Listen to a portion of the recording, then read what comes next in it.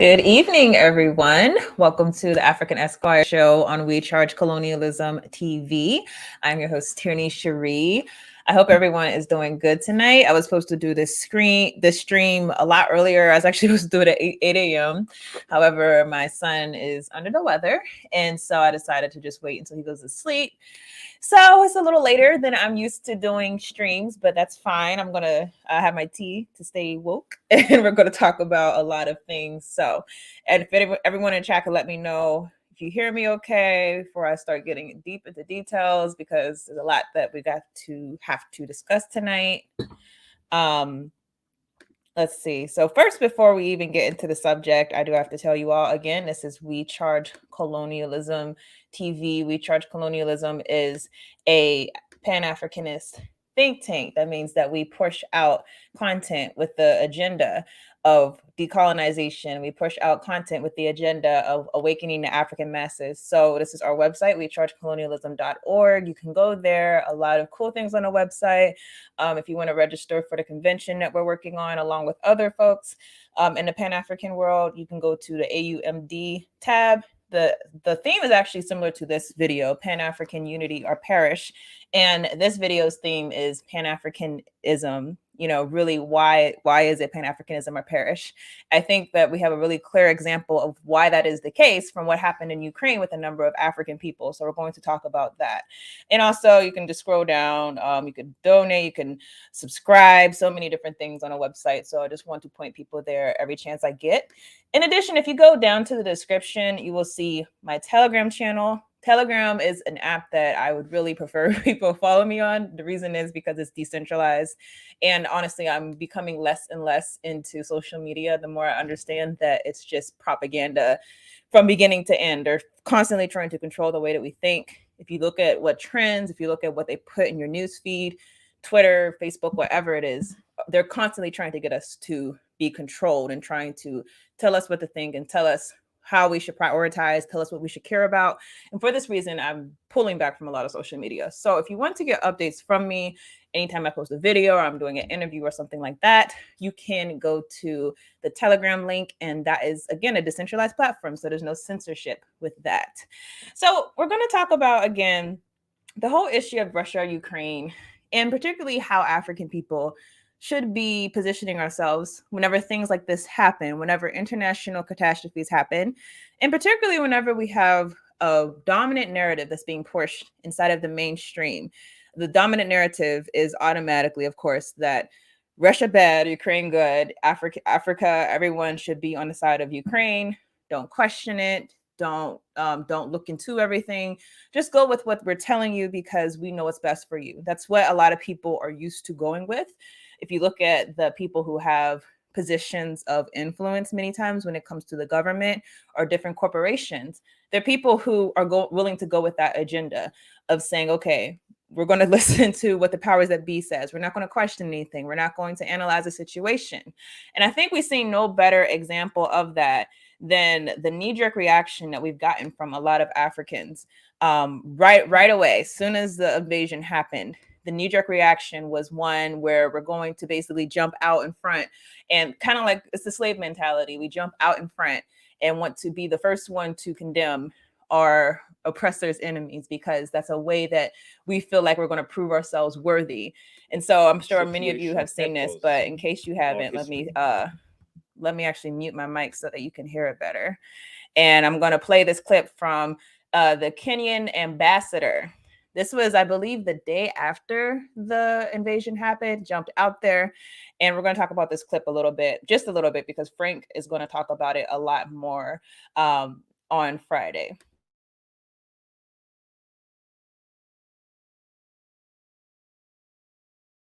Kenya and almost every African country was birthed by the ending of empire. Our borders were not of our own drawing.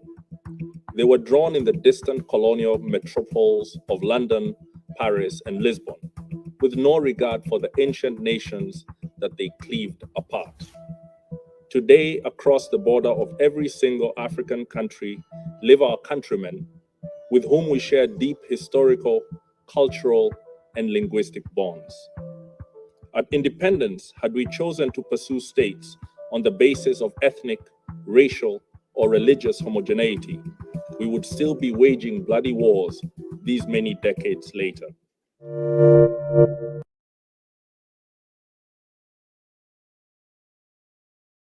Like I said, Frank is going to go into detail about why this guy jumped out of there. Basically, if you didn't catch it, he was making a false comparison saying that colonized Africa is basically the same thing as Russia invading Ukraine. Essentially, these are borders that were drawn by the Soviet Union, is what they're saying, and they're invading them. It's basically the same thing as what we went through as African people. Frank is going to go through a lot more of the speech, but you get the gist. We jumped out there. We wanted to prove ourselves loyal to the empire. That's what a lot of African people do. And the interesting thing about this, obviously, is one, we know that Kenya, while Kenya has a very revolutionary legacy, currently Kenya is one of the prime neo-colonial puppeteers, really, for the West, particularly for the United States. And we know that anytime when it comes to military interests, Kenya is one of the top African nations that are going to go with the United States. So it's already we know that this is not coming from a genuine space. But in addition to that, the idea that we're going to not just say something provocative, but be utilized all over the mainstream. I don't know if you've seen this clip, but it has been all over. It was on CNN. It was on so many of the mainstream websites, and all of them are saying, yes, exactly what this African man is saying. We all need to look at this as like the colonization of Africa. Like Africa's not still being colonized, but they want us to think like this, like, oh, thank you for drawing these comparisons, these dangerous comparisons. And it's dangerous because what happened to us as a people is it cannot be repeated through conflicts when it comes to when it comes to just a mere invasion. That cannot compare to what happened to our people. It was not just an invasion, it was a complete wiping out of our African identity, a complete devastating of our ecosystem, a complete devastation of our environment, of our culture, of everything about us. And all of that to be supplanted with an outsider's identity. That's what happened to us. Not only that, but we're still completely under the economic control of those who put that system in place. And they created a more perfected system that exists today. Neo-colonialism is what we call it.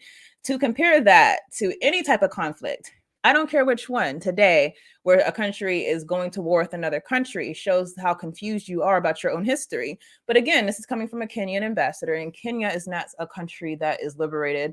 Kenya is a country that is one of the primary puppets for U.S. imperialism on the African continent. So he was not the only one, though. I don't know if you all seen. There was a lot of Africans, whether in the United States, whether in Europe, wherever, who jumped out there and threw support to the Ukrainian people. Now, let me say now, this is not me putting out there that I don't have any heart for people when they're killed. I mean, I don't care what race, ethnicity you are. Whenever I hear about people being killed, whenever I hear about people having their lives devastated, obviously, people, you're ultimately people.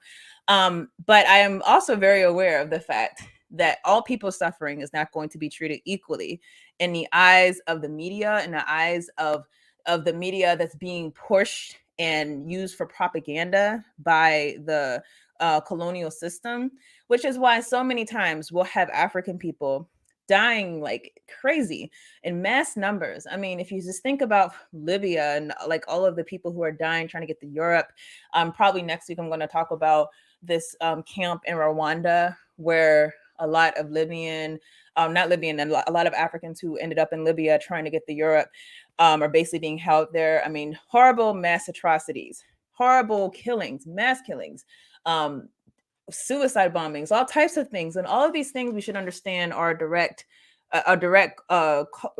caused by what the colonial system did whenever they disrupted Africa's progress, when they disrupted what we were doing socially and economically for our own betterment.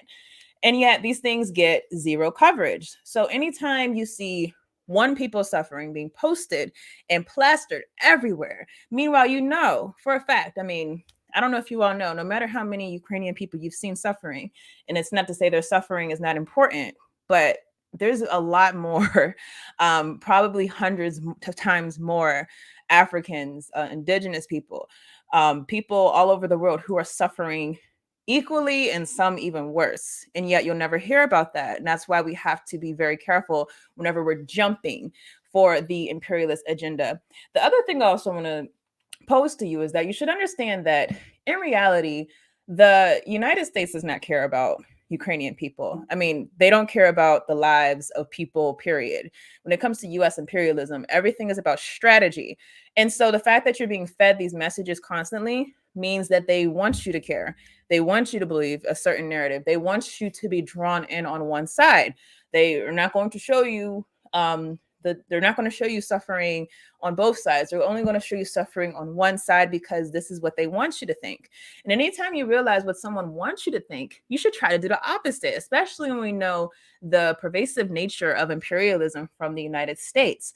Yeah, again, many Africans jumped out there. Many people are acting like this is their war and like they know the whole story. There's a lot of background to this that the news is not going to talk about, but it's fine because we're going to just focus on now. That's how they want to do things when it comes to colonialism. Forget the past. Let's just go from here forward, right?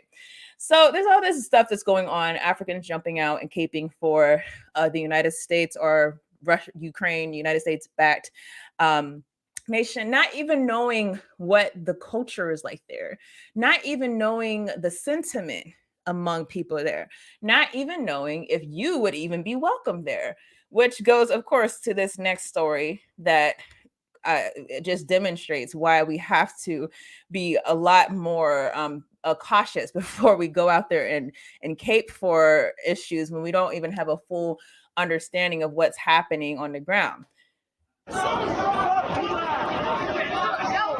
It's images like these that have caused a stir in the midst of Ukraine-Russia conflict. Some Africans living in Ukraine who were trying to escape to neighboring countries like Poland were allegedly ill-treated. South Africa has denounced these incidents. I was fairly shocked this morning to get a message that African students trying to get through the Poland border were being pushed to the back of the line because they are black and being denied entry in the queued position in which they were in. And this just goes to prove that we continue to suffer the awful blight of racism. The Ukraine ambassador in South Africa says all lives matter. As the embassy here, together with the embassies of African countries located in Ukraine, together with the Ministry, of course, of Ukraine and the government of Ukraine, to save their lives, because every life is matter. Which is funny, like to hear all lives matter. And I feel like she probably understands the context of how all lives matter is being used by white supremacists. Now, if you don't know the history of Ukraine, Ukraine is basically, and I see a lot of you have pointed it out in the chat, that Ukraine is really like a cesspool for Nazism. There's a lot of white supremacists inside of this country. This country has been like a destination of pride, because during World War II, that was actually a country that was utilized for the Nazi invasion of Russia. So they have a very strong sense of loyalty to white supremacy, to the Nazi cause, whatever that cause was. And that country is the country that many of our people jumped out there to basically cape for.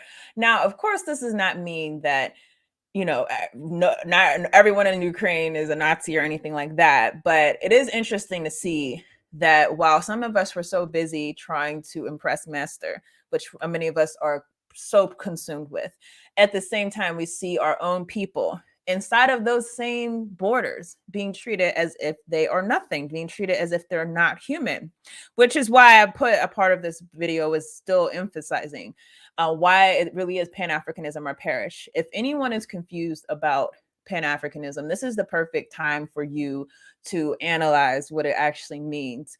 Here you have students, right? And we know students tend not to get into trouble, tend not to be of a certain crowd. Students basically usually go to school and are trying to get their education so that they can become a doctor, a lawyer.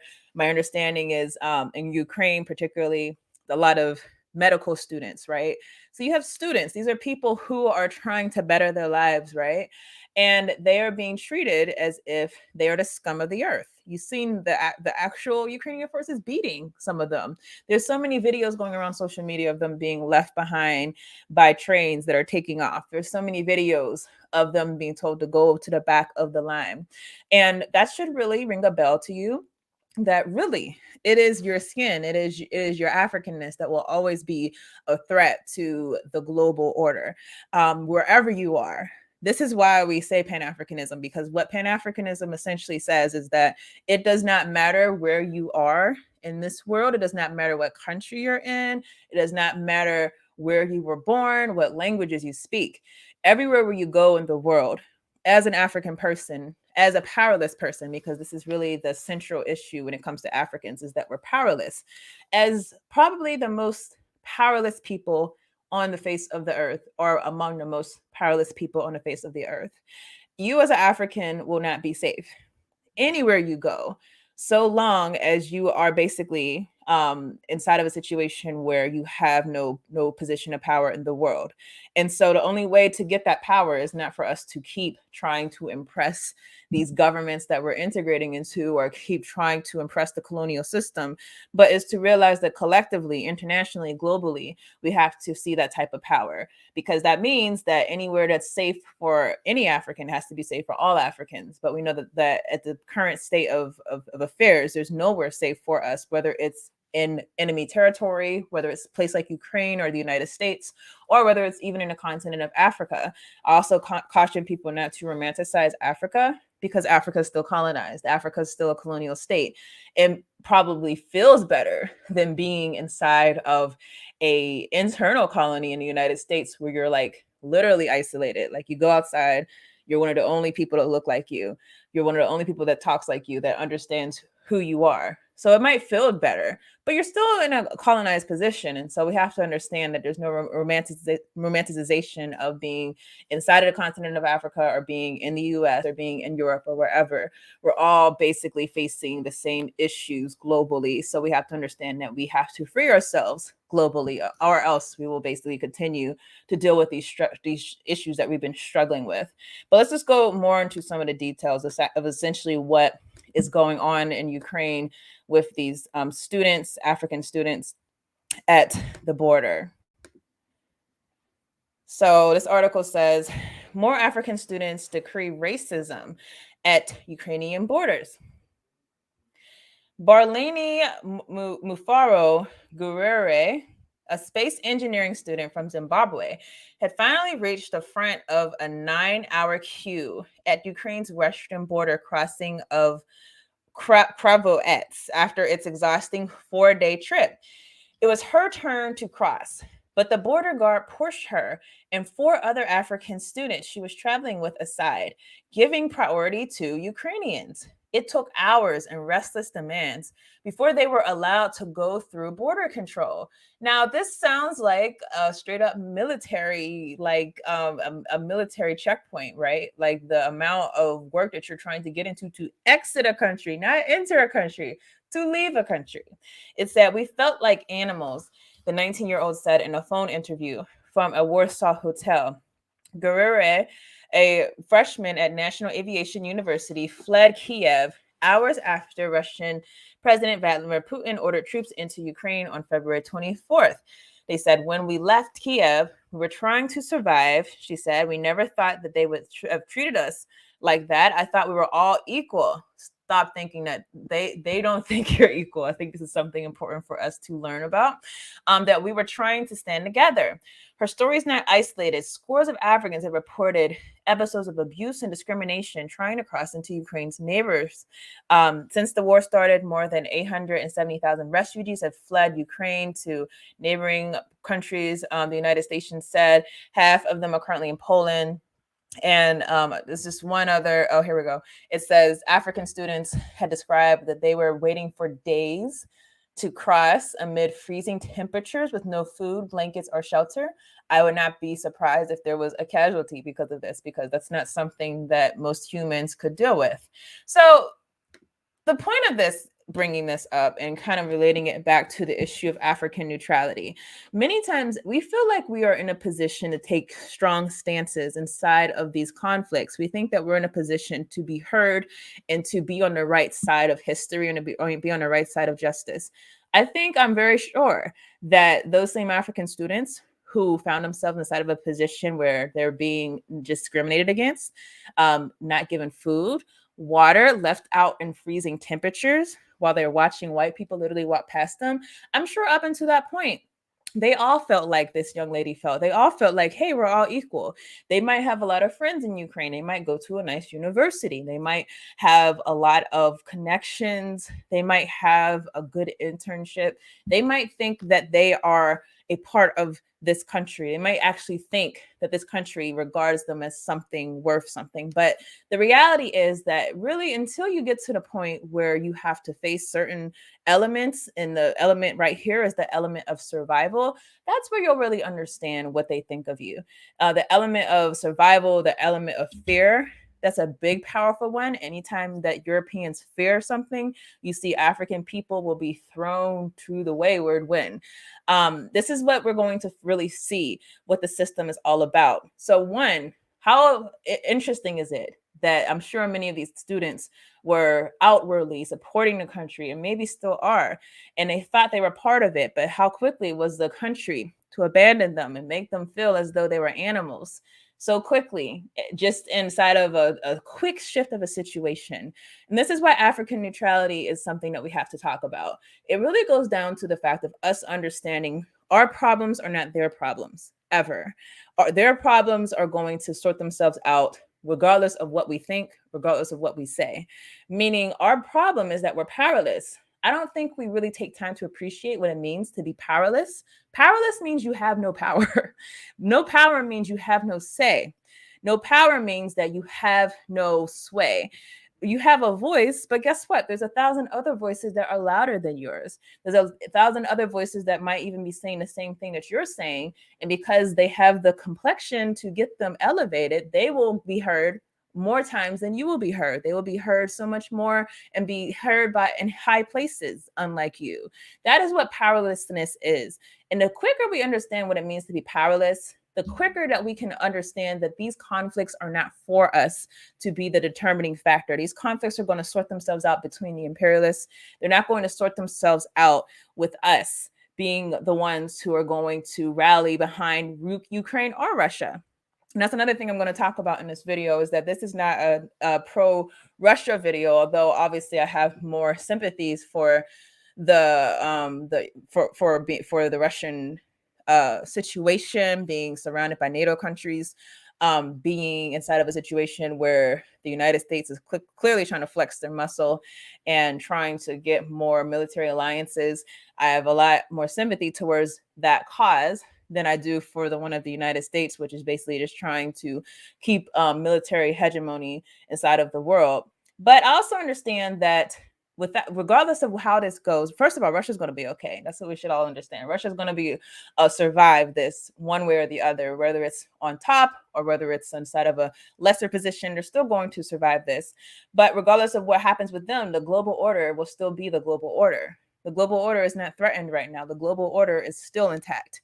And not Russia, nor the United States, nor Ukraine is trying to dismantle that order. And it's that very order that is the reason why Africans are on the bottom while Europeans are flourishing on our demise. So unless you're talking about that as a part of this conflict, unless that's up for debate, then what point is there in me being engaged inside of these conversations and me putting my energy into these conversations whenever I clearly understand that my only incentive is for the freeing of Africa and African people to be able to determine our own destiny and not be a part of this exploitative enslavement-like order that we've been forced into repeatedly. So we're going to talk about that aspect of it. We're going to talk about why neutrality is really where I think we should be. And before we do, I do want to hit a few quick news segments. One, obviously in the US, we have a new nomination for a Supreme Court justice. Some people are probably really excited about. I'm going to question you why you're so excited about that. And also, we have some interesting developments in Libya, and also we have Burkina Faso taking some positions that are probably not going to be too liked by the ECOWAS. So we're going to take a brief break to talk about some of these news stories, and then we'll get back to discussing why African neutrality in this conflict is absolutely necessary.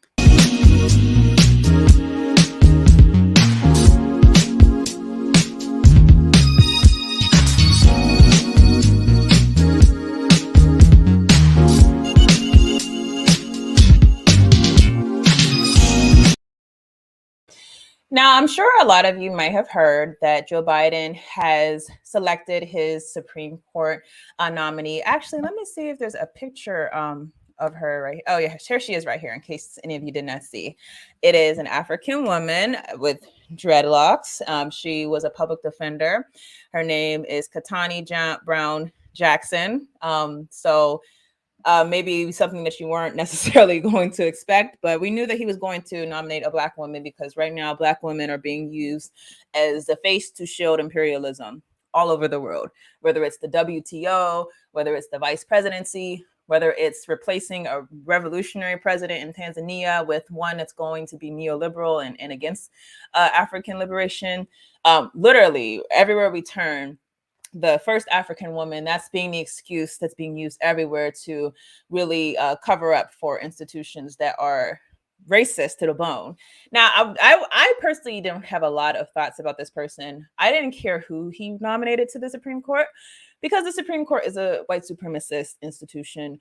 And it really doesn't matter who you nominate. I know they're not going to be someone who's going to be, first of all, if that person were a radical, they would have to hide it very well. And probably they would be assassinated once it's uncovered. They would die under mysterious circumstances. But not just that, but I understand that the Supreme Court is obviously flooded with people who are eight other justices who are going to vote for their side. So we should understand that the Supreme Court, there's no way to reform it. There's no thing that you can get out of it. I had no care about who he selected. And the thing that I don't like is that the selection is going to be used as a way to basically justify Joe Biden's ill record of anything when it comes to African people. Here we are once again with the Democrats using us as a shield for elections, and they're going to use identity politics as a way to get reelected, which I don't think will happen for him or whoever's supposed to step in for him. I don't think they're going to get reelected, but who knows? It's still early. Maybe something crazy can happen between now and then. But so yeah, he's going to use this woman. It's already going to be on his on his talking list. It's going to be a big talking point. I appointed the first Black woman to the Supreme Court, and a lot of Black people are going to stand up and they're going to clap because that's all they care about. They only care about seeing themselves inside of these institutions, no matter how oppressive they are. A really sad reality, but this is really what we're dealing with as African people. There was an interesting endorsement, though. The Fraternal Order of Police, they said they are reassured by Biden's SCOTUS pick, which is very interesting. They pointed out that Judge Ketanji Brown Jackson, who comes from a police family, has temperament, intelligent legal experience, and family background to have earned this appointment, which is a very interesting thing to say. The way that I took that is basically she's going to basically go with the protocol. She's an acceptable Negro. She's not going to do anything too crazy that's going to jeopardize us, or at least that's what they think. Again, this is what the Fraternal Order of Police, this is what their takeaway was. So that's really all my thoughts on her. I did want to talk briefly about Joe Biden. He had a State of the Union speech. I believe it was last night. And he said something that is very interesting. And I just want to play it because some of us on here are more radical. We understand that this system will never feed us, will never do anything for us. It will only be antagonistic towards us. But others of us still believe in the system. Others of us probably did vote for Joe Biden. I just want you to understand how people can change their rhetoric once they're elected, once they already have you, and then they're going to flip the narrative again whenever it comes for re-election. So Joe Biden during the campaign trail, and even like in his early presidency, did not support calls to defund the police. I personally don't. I think the defund the police thing is just another way to reform a system that can never be reformed. It's a white supremacist system, but this is what a lot of the progressives were pushing, and frankly, it's better than what a lot of the other things that are on the table, right? So he would not say defund the police. Yet he would not say it, but he would not come out against it, right? Because essentially he understood that he needed that progressive element to elevate him. But here he is right now, his State of the Union, and he has a very different tone when it comes to defund the police. Like community violence interruption, trusted messengers, breaking the cycle of violence and trauma, giving young people some hope. We should all agree the answer is not to defund the police, it's to fund the police.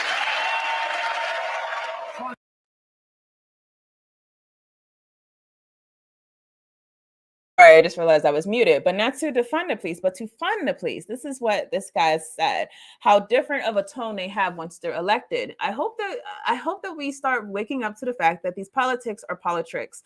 Our participation in them, to me, is validation of the system. That's honestly the reason why I don't even bother when it comes to voting, is because I believe strongly that putting a ballot in the box and a system that I know is irredeemable, that needs to be completely done away with, I believe that gives validation to the system. And so that's why I choose not to.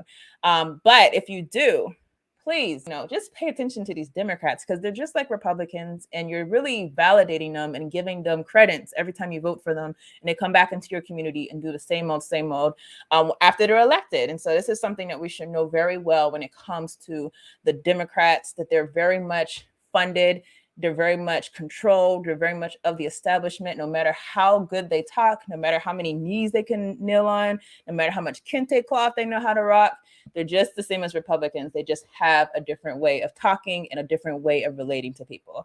So we should understand that. Let's go to the next story really quickly. We're going to talk about what's going on in Libya. So Libya has been a country in turmoil really for a long time, obviously, because we know that the United States and NATO had basically deposed a good leader. They deposed someone that was doing for the people, someone that had a stable country, a wealthy country in Africa, and destabilized it, and thereby destabilizing the entire African continent. And that's something that has to be emphasized. When Libya went down, it wasn't just Libya that went down. Really, Africa went down, because at this point now we have no country that is a country of power inside of the African continent.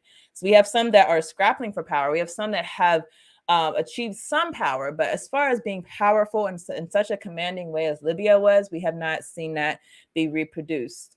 So this was reported that in the new Libya, essentially, Libyan lawmakers have approved a new transitional government on Tuesday.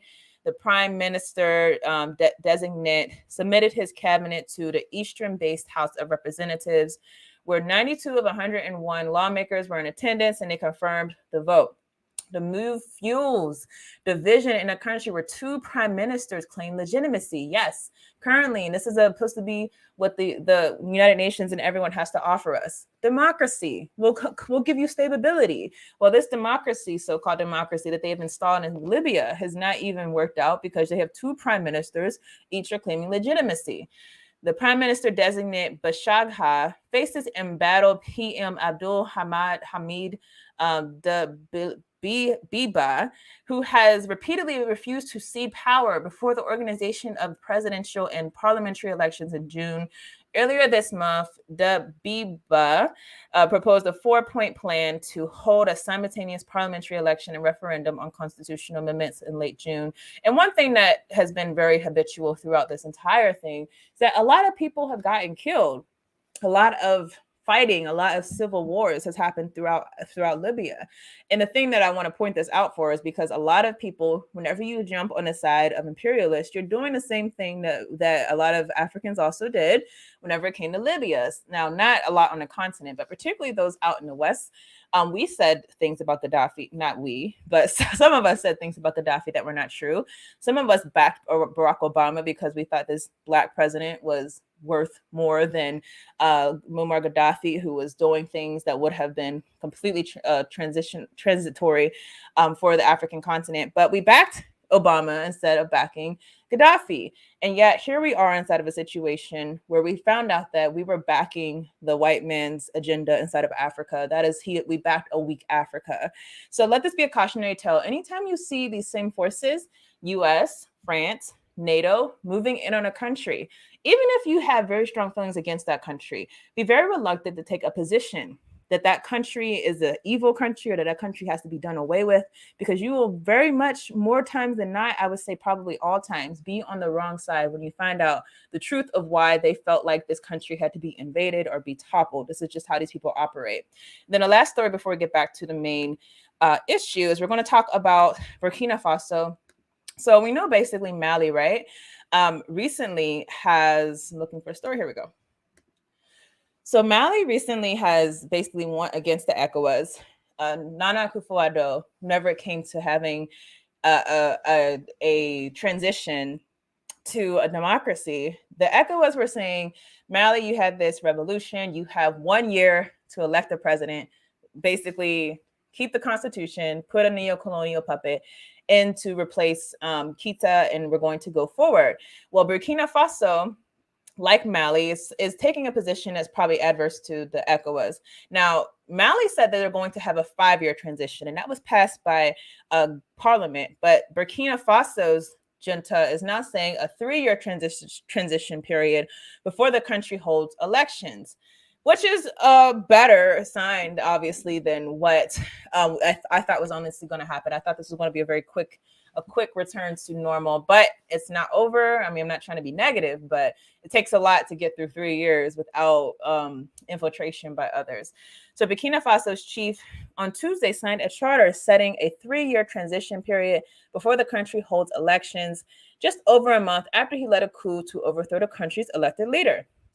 During the transition, the duration of the transition is set at 36 months from the date of the inauguration of the president.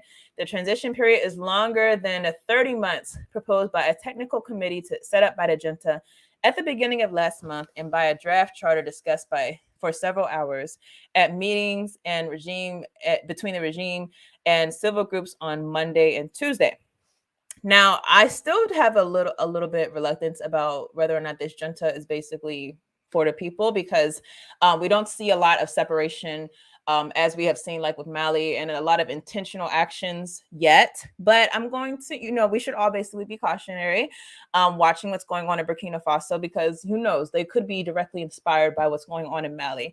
Mali is taking some very strong steps against the French colonial rule. They've changed their constitution, or they're changing their constitution, changing their languages, and they are doing a number of things that could signal a true commitment to rid the country of French colonialism and imperialism. So if Burkina Faso is going the same route, if they're learning from Mali, then absolutely we support that. We certainly stand with the people in that.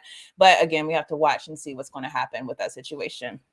All right, so we're going to get back to the story, or not the story, to the subject of today, African neutrality. We're going to talk a lot about what it is that Russia and Ukraine, what is really the fight right now, as far as what's really happening between Russia and NATO and the United States, and where we stand in it, why we have to be cautious about our stances, and why we have to be deliberate and not taking positions of like we are actually in a position of power that we do not hold. So let's get back to the story.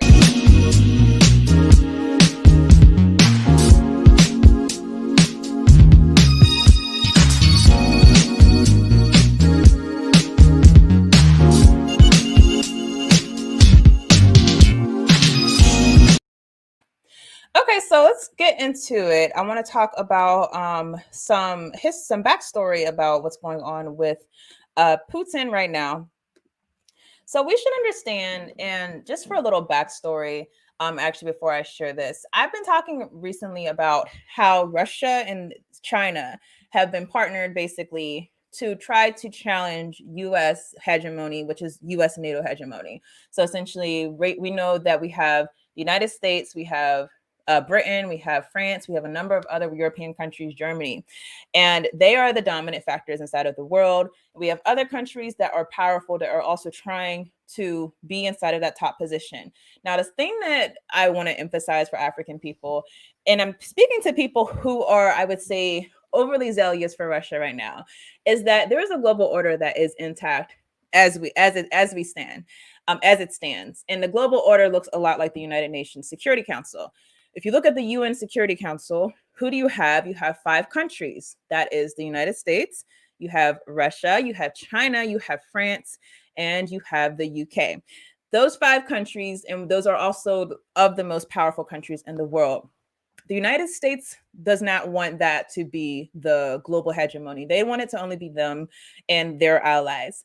Whereas Russia and China are basically fighting for a multipolar system where they'll all be able to assert their wills or their interests on the international scene without having interference by the US or NATO, whoever. Now, the commonality inside of this as African people is that regardless of where we go with this, whether the world's order looks like the Security Council or whether it looks like what it does now with US and NATO dominating, African people are still inside of the worst position irregardless. We're still inside of a position of powerlessness. We're not in a position to raise our voices. We're all being handicapped left and right. We're all having outsiders come in and mine our resources, take our resources, take them out of the countries. Meanwhile, our people are left starving. None of that changes regardless of what happens inside of the global order. The global order, in fact, depends on Africa being weak. Now, we will never know how much outsiders depend on Africa being weak until we have a real threat to their power inside of an African country. But I would say that you've seen times whenever African leaders have stood up to the idea of neoliberalism or the idea of exploitation of their resources get really quickly silenced. I don't think it's a coincidence that Patrice Lumumba was so quickly done away with, or that Thomas Sankara was so quickly done away with, because what these leaders represented was not just a good leader in Africa, not just someone who stood for the people, but someone who is calling basically for their African country to no longer be in a position of submission to the global order, the US controlled global order. That was what their focus was. And they basically said, we can't afford that. The United States cannot afford to lose the Congo. China cannot afford to lose the Congo. A lot of countries cannot afford to lose their assets inside of African countries. So we really don't know who our allies are right now because Africa is controlled by neocolonial puppets. And I'm saying that emphasizing, we just don't know. We don't know what would happen inside of a revolutionary Africa. We don't know what would happen if the people of the past, the revolutionaries of the past, were in existence right now, pushing for a cutoff of the imperialist relationships and pushing for communal control and state control. We don't know what would happen because ultimately, a lot of these same countries, some of whom we might call our friends, are dependent on these same resources that are being exploited from our people. So that's something that we always have to keep in mind. I understand that we can draw parallels between our struggle with the Chinese struggle. You should be able to, basically, if you understand the history of China. China was also colonized. China rose and actually was able to take back a lot of their power, actually, and now is able to basically have the United States on the defense, I would say. But that same China, are they holding to an ideal that is good for all Africans? Well, judging by the fact that these countries are collaborating with people like Paul Kagame or Felix Tshisekedi, collaborating with these neo-colonial despots that stand in direct opposition to the liberation of the people. They're collaborating with them to make deals with them for the interest of their countries, not for the masses of Africans, for their countries. That's going to always be problematic, which is why I emphasize powerlessness. That has to be our focus. If Russia goes into Ukraine and wins this whole conflict and takes Ukraine, guess what? Africans, you still powerless. That did nothing for you. I know you might think that, hey, that changes something inside of NATO. No, it doesn't. That doesn't get rid of the NATO situation. It might be a threat to them being so powerful, but it doesn't eradicate that situation for us. And similarly, if NATO was able to propel Russia, that also would not have an effect on our powerlessness. Our powerlessness is deeply intrinsic inside of the system that is set up on the continent and inside of the diaspora, to where we have been so handicapped by laws, by statutes, by ordinances, that we can't even see what liberation could possibly mean inside of a modern context. Many of us are dreaming and fantasizing about Wakanda. instead of having real actualized dreams or aspirations about what we would do in real time to liberate ourselves and liberate our communities. But again, that's what being powerlessness is about. So to get you to understand what I mean by Russia and China, they're not trying to disrupt the idea that there are certain countries that are going to run the world. That has to be emphasized. They're not trying to disrupt that idea. And I would argue that they would fight to maintain that same order because they're benefiting from the order. They're benefiting from the Security Council. I don't hear them all joining these African leaders who want a permanent seat on a Security Council. No, they're not, because they get a veto power over everyone inside of the world. Russia and China get a veto power. Now, are they doing what Gaddafi did? Are they going to stand in front of the United Nations and tear up the UN Charter? No, because they're benefiting from it. And ultimately, if we start understanding that we're not inside of this global revolution where people are trying to reassert the dominance for the proletariat, we're not inside of that. I mean, that's not what's happening right now. We're really inside of a bunch of nations that are fighting for their own individual interests. And when we understand that, we can get more on a program that is realistic as far as understanding our expectations for these other countries. So yeah, let's go to this article. This is actually a part of a pact that was made between Putin and Z. Is that how you say his name? Is XI. Someone told me last time and I forgot already. I'm so sorry. But basically, if you didn't hear, I think it was on February 4th, I think. Yes. So this was on February 4th, 2022. So right before basically this invasion of Ukraine, right? Russia and China had met and they put out a joint statement. I think this joint statement lets you know who it is that they're fighting against, what it is that they're fighting, and what they're trying to achieve. So I'm going to read some parts of it. It says, the sides believe that certain states, military, and political alliances, coalitions seek to obtain directly or indirectly unilateral military advantages to the detriment of the security of others, including by impairing unfair competition practices, intensifying geopolitical rivalry, fuel antagonism, confrontation, and seriously undermine the international security order and global strategic stability. The sides oppose further enlargement of NATO and call on the North African Alliance to abandon its ideologize Cold War approaches to respect sovereignty, security interests of other countries, the diversity of civilizational, cultural, and historical backgrounds, and to exercise a fair and objective attitude towards a peaceful development of our states. The sides stand against the formation of closed blocks, structures, and opposing camps in the Asia-Pacific region, and remain highly vigilant about the negative impact of the United States Indo-Pacific strategy on peace and stability.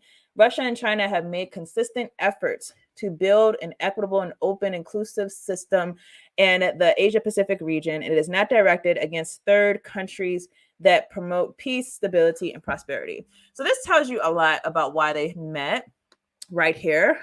It's really about this whole NATO issue. The fact that you have this block of countries that are standing together and trying to prevent, that's really what NATO is trying to do. They're trying to prevent the inevitable. They're trying to prevent China from becoming a superpower, and they're trying to prevent Russia from basically reliving and recreating its former power. And this is what they're standing against. This is what they're speaking against, right? Now, it's interesting right here, going back to what I said about the United Nations. They said the sides underline that Russia and China, as world powers and permanent members of the United Nations Security Council, intend to firmly adhere to moral principles and accept their responsibility, strongly advocate the international system with central coordinating roles of the United Nations and international affairs, defend a world order based on international law, including the purposes and principles of the Charter of the United Nations, advance multipolarity, and promote democratization of international relations, together create an even more prospering, stable, and just world, jointly build international relations of a new type. So what I want to point out right here is, once again, a few words that I've already brought up. Multipolarity. What multipolarity again means is that you're going to have multiple people who are going to control the world order. This is what they want. They do not want just the United States. Who would want that, right? or the United States and its allies controlling the order, right? But this also kind of gives the sense that they are fine with there being a discrepancy or a disparity between those who are in control in the world order and those who are not. They basically reaffirm their position as permanent members of the Security Council. The Security Council is an awful institution. The Security Council is an outwardly exploitative, outwardly colonial and imperialist institution. You know, my stance is that just the presence of these countries on the Security Council is imperialism. I don't care what they say or they do. The presence of you inside of this 5-member group that has veto power over the entire world is imperialism. If you were truly against the imperialism, you would have done what you could to strengthen a system like the non-alignment group that was trying to openly stand against the hegemony of countries at the United Nations that were going to be more powerful.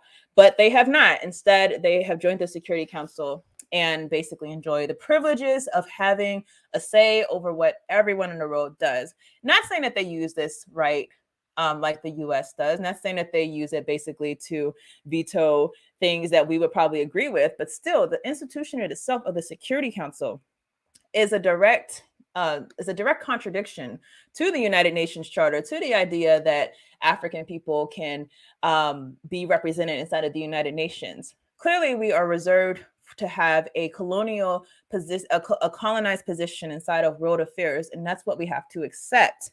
So what I hope that you understood about this is that a lot of people are projecting that the future focus of not just, I would say not just Russia and China, but a lot of people who are also trying to moving in that direction is creating a different world order. Still one where we're powerless, still one where we are on the bottom, still one where Africa's resources are for the taking of many other people.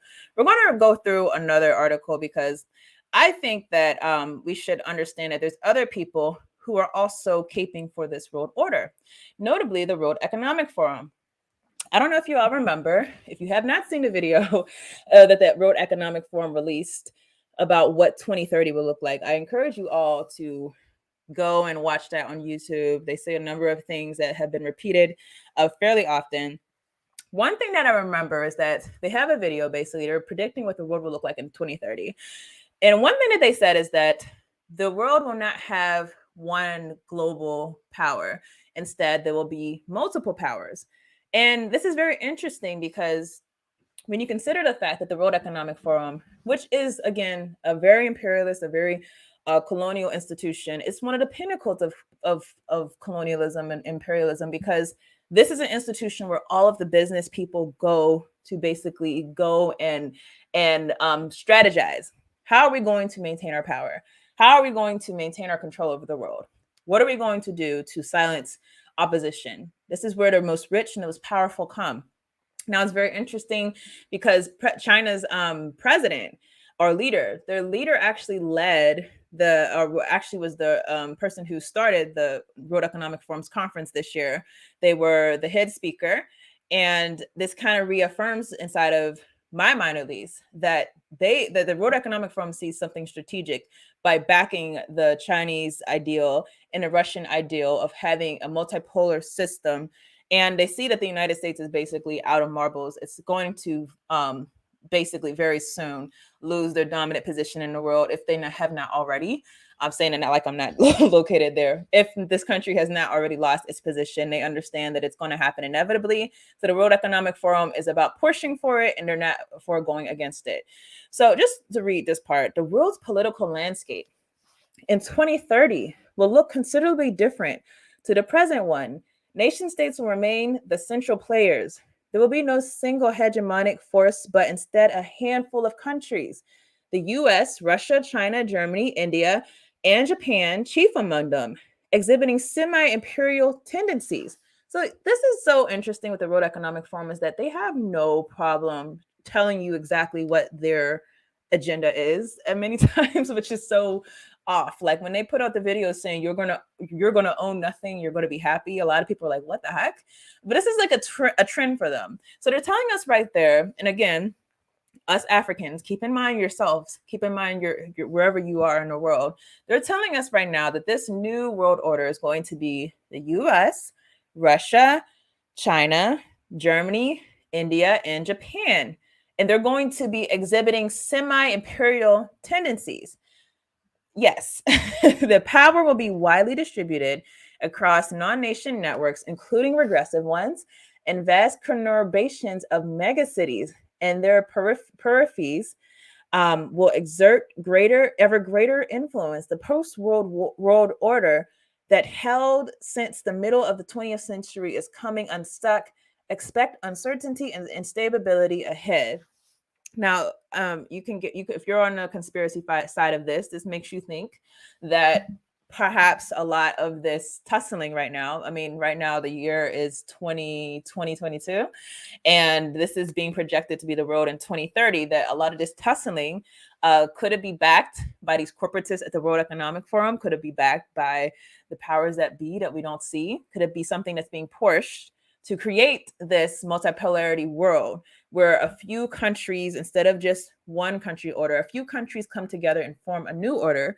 And this order is going to be the one that we are also powerless in, because if you notice the countries that were mentioned, again, the countries, US, Russia, China, Germany, India, and Japan, not one country was African, meaning that the order that they're trying to form and cement is one where we're still the slaves of this global order. Why would we want to participate? I don't know. So I think I seen one other part I want to touch on this in this article. Let me see. Maybe it's not this article, but I think it's just important that we understand the World Economic Forum more and spend more time analyzing them. Let's see, the current military spending of the US is like ridiculous. Okay, I think this might be something. Far from experiencing a decline in hard power, larger nation states are steadily shoring up their military capabilities. The top 10 spenders in 2015 included the US, China, Russia, India, Japan, and Germany. Some of these countries, along with major purchasers such as Israel and Saudi Arabia, are clearly preparing for confrontations in the coming decade. They are not alone. Global defense expenditures have increased steadily since the 1990s, topping 1.6 trillion last year. These trends are set to continue into the next decade. So I think right here, I hope that you can kind of get what I'm getting at right this, that the World Economic Forum is letting you know ahead of time that a lot of what we're seeing, this tussling, a lot of what we're seeing, these calls for an end to the US hegemony, they're not necessarily coming from the people. Some of these are coming from the corporatists. Some of these are coming from the powerful, the rich, the unseen people, the people who hide behind these corporations that you'll never probably see. They're the ones pushing these agendas. So we have to be very clear whenever we're understanding that these countries fighting and moving, a lot of times they're not moving alone. They're moving for an agenda.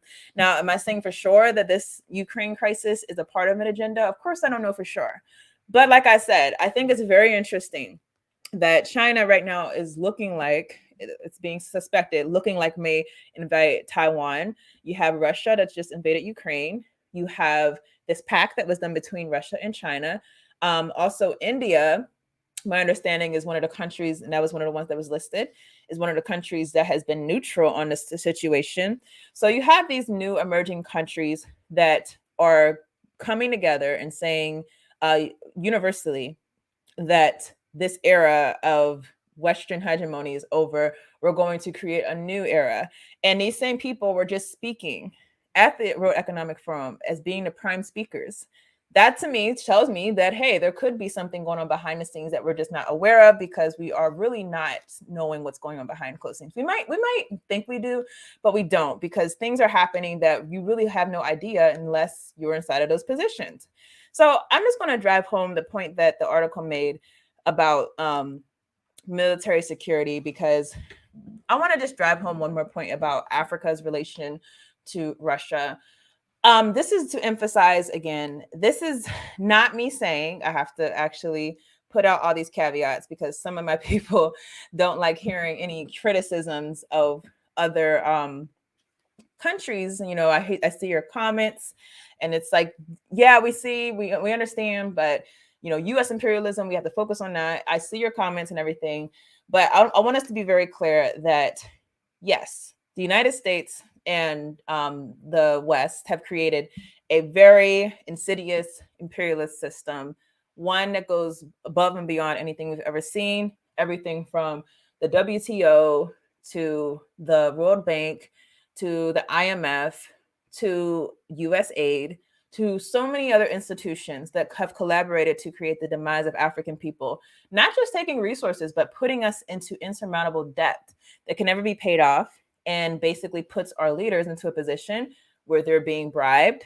and our economies are turned into this free-for-all for these corporate capitalists. We understand that, right? But we should also understand that that system has been created. And whenever that system is created, it has to be destroyed. If the system is not destroyed, then anyone who comes along and tries to hook up with these neocolonial puppets, those people who come along are not trying to do so to liberate you. They're trying to do so to benefit off of a system that has already been created. So what I'm saying is that whenever you have China coming in or you have Russia coming in, we understand that they're not the United States. We understand that they're not France. These countries do not have the history of creating the system that we're dealing with, if we understand. But if they're businessmen and state-sponsored corporations are making deals inside of the African continent or doing things inside of Africa that are going to bleed us dry the same way that if it was an Israeli company or an American company, we should understand that that cannot be overlooked. And I would just caution everyone to don't, if you're confused about how much, exploitation is going on, just listen more to what the people on the ground are saying, I would say. You can hear a lot of independent voices, not sponsored by media, people who will just document what's going on in their village, going on in their community, saying, hey, this corporation is foreign corporation. They have stolen all of the fish from our lake. We are starving. We can't even fish for ourselves. And so this is what we're dealing with, and this corporation comes from China or comes from Russia or comes from wherever. We can't say, well, we're going to overlook it because China and Russia, they're not as bad as the United States. No, we have to stand with our people, which is why Pan-Africanism means an undying alliance to your people. But beyond ideology, an undying commitment to their betterment, an undying love and sincerity that we care about every single one of our people. And again, our problem is that this system has been created by the West that we're living under, that we're trapped in.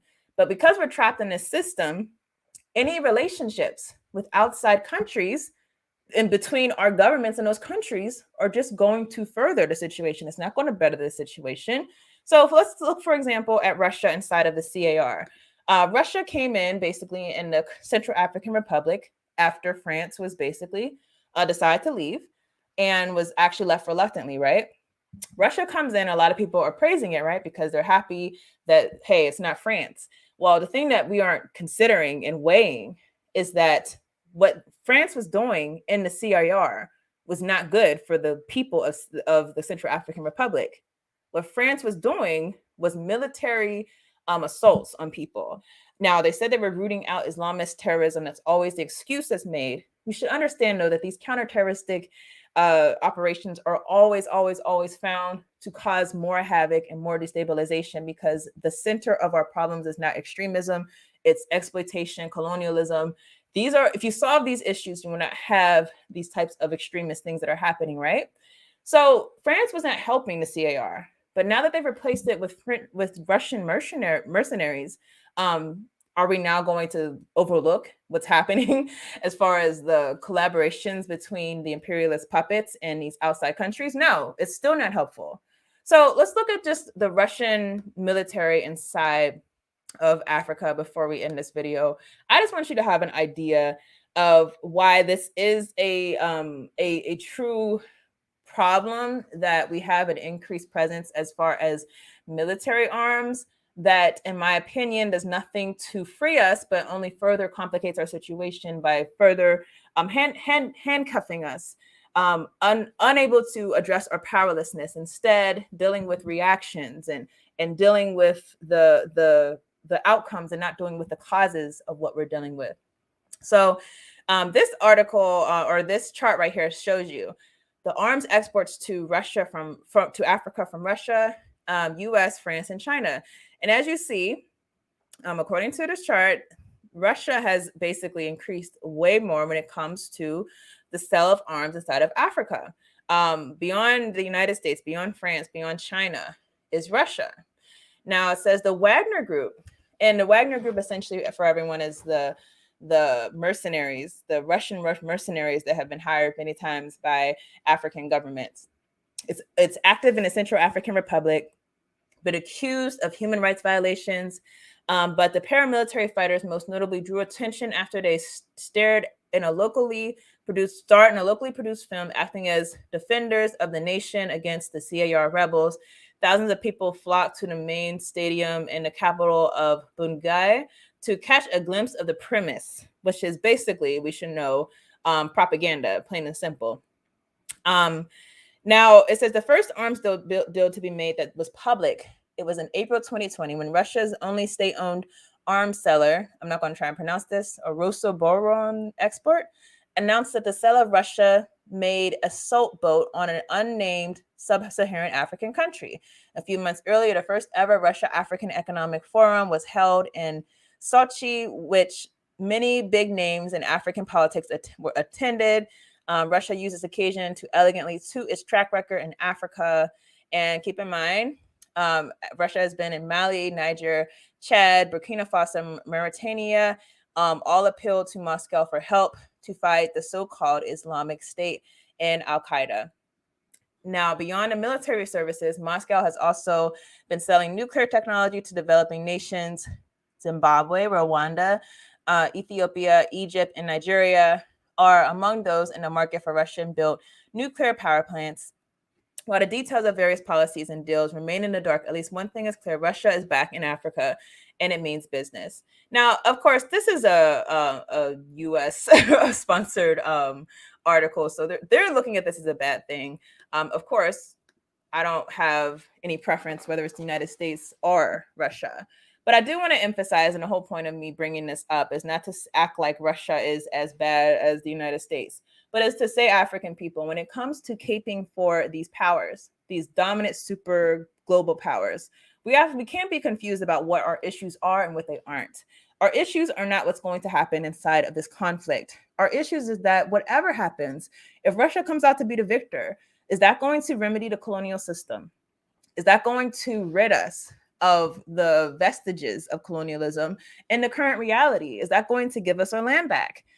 Or is Russia going to commit to seeing to it that our land is given back? Is China going to do that? You might say, no, they wouldn't do that because that wouldn't be in their interest. Well, to me, if you're a real friend, that's what you would do. Cuba did a lot of things that went against their interest when it came to the African continent, but they still did it. Cuba, to me, it puts itself inside of a different category when it comes to African alliances. I'm not someone who believes that we cannot have strategic alliances with outsiders, but certainly not inside of a colonial situation that we are currently in today. To emphasize, Rwanda was one of the countries on that list. How many of those weapons, arms in Rwanda, you think they're going to be used for a good purpose? Rwanda, Kagame, they're basically another military force, imperialist force in the African continent. We should know this, obviously. They had a big part inside of what happened with the Congo. I would say we're basically the prime ones of responsibility. They're also inside of other countries right now trying to push their agenda, their interests. These things are not remediable by simply changing the person who we're making deals with. The only remedy is for the masses of African people to invent a world and a livelihood for ourselves that's not going to be determined by these outsiders. So yes, absolutely, you should know what's going on in Ukraine. You should know what's going on with Russia. You should not allow the American media to indoctrinate you, not allow the American media to tell you what you should believe and flood you with images of Ukraine. At the same time, do not get lost in the back and forth. Regardless of what's going to happen, it has nothing to do with us as far as like if I say that Russia should be supported, or if I say Ukraine should be supported, irregardless, myself, my African self, and your African self, we're still going to be in a powerless position that we are in. So let's not be confused about our strategic position in this world. So that's really all I have for this. I hope this was helpful. I'm sure many of you disagreed, which is fine. As long as it is respectful, I do not mind. So you can continue to comment, give your thoughts, whether you think I got it right or wrong. And we'll continue to have this discussion, because if we don't have it, we're going to be allowing other people, outsiders, to have these discussions for us and to force them on us. So with that, I'm going to say good night to you all, and thank you all for tuning in. I hope you all, hope to see you all in the next video.